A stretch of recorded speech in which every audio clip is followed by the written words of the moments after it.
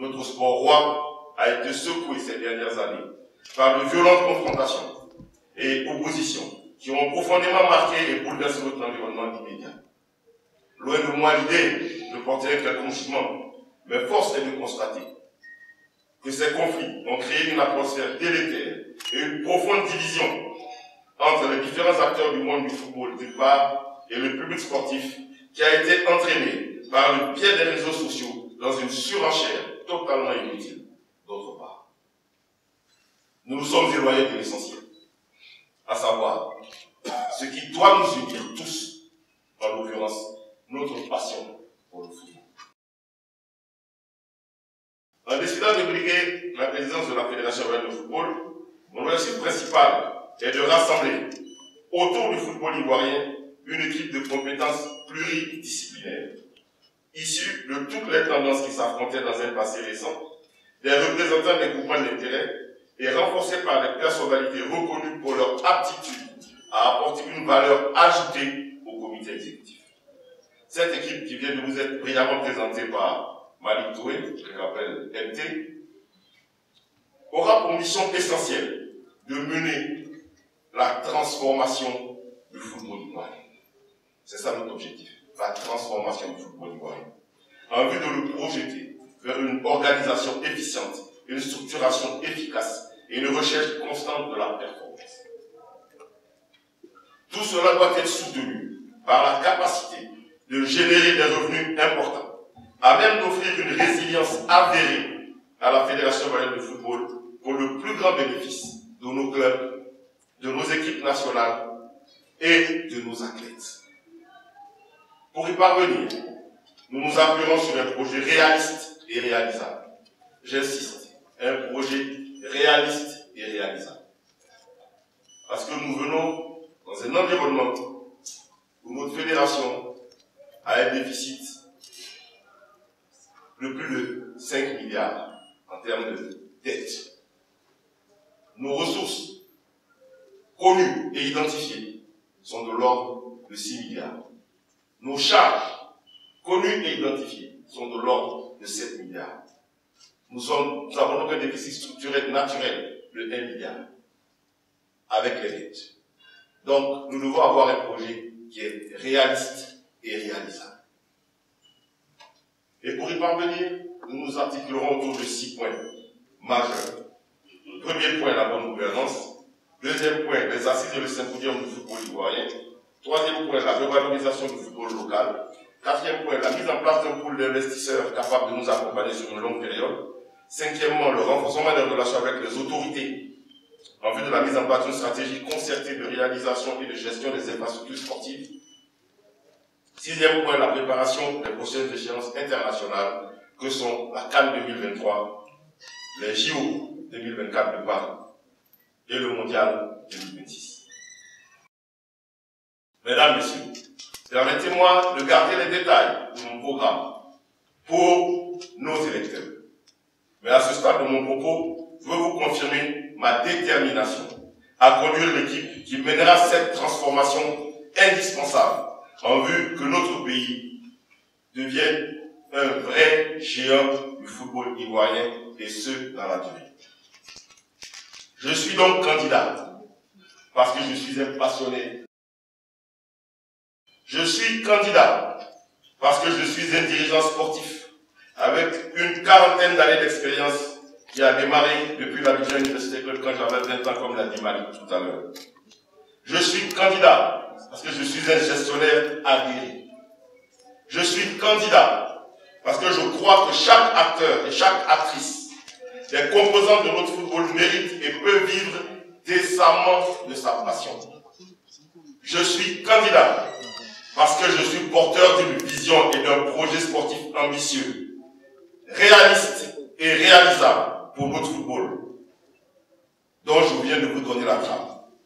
Je suis candidat parce que j'ai une équipe forte, passionnée, engagée, prête à réaliser cet ambitieux projet sportif. Je suis enfin candidat parce que je crois que c'est dans le rassemblement que tous, autour de notre passion commune, nous la ferons triompher. Pour je voudrais, avant de conclure, lancer un appel à tous les candidats et à tous leurs soutiens et supporters.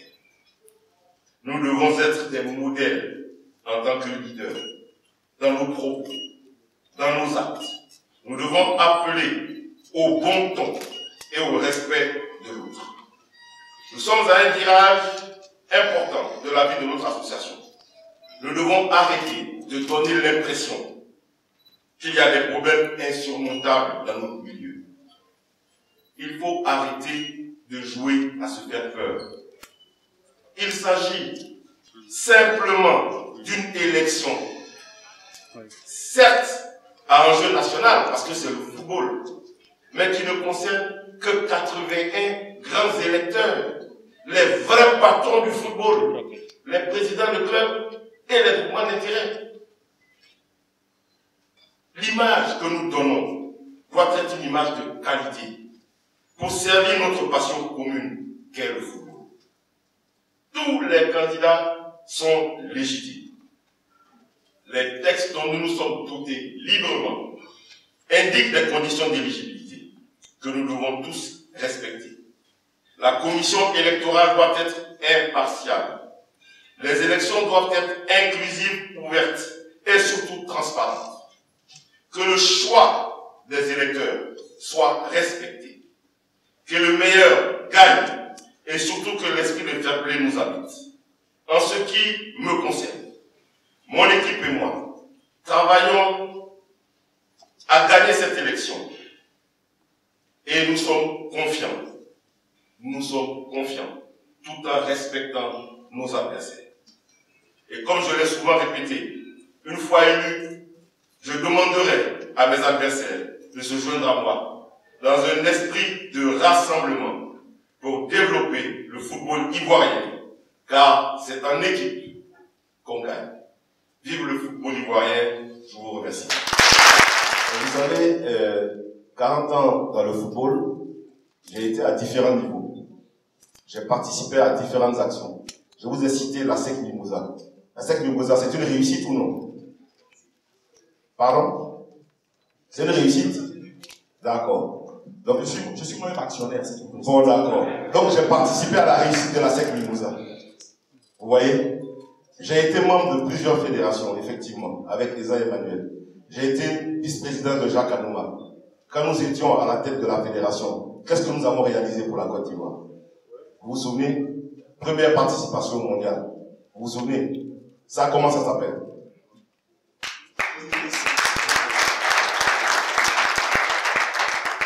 Et je suis parti depuis 10 ans. Comme par hasard, depuis 10 ans, qu'est-ce qui se passe maintenant? Qu'est-ce qui s'est passé derrière moi? Est-ce que moi j'étais là? Donc vous êtes en train de me poser des questions. Donc dans mes 40 ans de parcours là, j'ai eu des réussites, mais je n'ai pas participé aux échecs. Parce que c'est un argumentaire que les gens utilisent. Oui, ils sont 40 ans des choses, ils sont vieux. Oui, on est vieux, c'est vrai, mais l'expérience n'est pas une tare. L'expérience est une qualité. Et cette expérience-là, elle ne sert que quand vous vous entourez justement de personnes jeunes qui viennent apporter aussi leur fougue, leur jeunesse, comme les Kalou, comme les Amadou Touré. Donc, c'est un mix de ça qui va nous permettre de mener la transformation du football ivoirien. Donc, moi, je ne suis pas redevable de ce qui s'est passé les 10 dernières années. Posez la question à ceux qui étaient là. Moi, je constate ce qui est là et je dis que, avec mon équipe et avec les personnes qui sont mes conseillers, qui m'appuient, qui me soutiennent, nous allons transformer le football ivoirien. C'est ça que nous allons faire. Alors, concernant le consensus, tu me poses des questions auxquelles je ne peux te répondre parce que moi, à titre personnel, je n'ai été approché par personne pour parler d'un consensus. Pour l'instant, je ne suis pas informé. Alors, ceux qui font courir les rumeurs, ou ceux qui sont auteurs de ces rumeurs, c'est eux qui peuvent te répondre. Mais moi, Yassine Idriss Diallo, à l'instant T, avec mon équipe qui est là, on n'est pas informé d'un consensus. Alors peut-être qu'il y en a qui ont des informations que nous n'avons pas. Ça, c'est la première des choses. La deuxième des choses, c'est que consensus peut-être, mais nous sommes dans un processus électoral. Faisons en sorte qu'on aille aux élections et que le meilleur gagne. Si à un moment il est question de consensus, on en reparlera. Ça ne peut pas être autour de quelqu'un d'autre que moi. Puisque je pense que c'est moi la solution. Je pense que je suis la solution. Je ne vais pas me comparer à d'autres solutions, mais je pense que je suis la solution. Donc vraiment, voilà. Maintenant, ce qui concerne le débat, je t'ai dit, Patrick, si c'est pour parler là, je suis prêt, je n'ai pas peur. Si les conditions sont réunies, nous ferons le débat. J'ai absolument aucun problème. Quelles seraient ces conditions? Non, mais d'abord, toutes les chaînes veulent faire un débat. J'ai été approché par toutes les chaînes. On ne va pas faire 3 débats ou 4 débats sur 4 chaînes. Ça, c'est un. Donc, peut-être mettez-vous d'accord en vous d'abord sur vos différences pour qu'on puisse peut-être faire un débat pour tout le monde. Ça, c'est la première des choses. La deuxième chose, il faut que mes adversaires aussi soient prêts à venir. S'ils sont prêts, il n'y a pas de raison.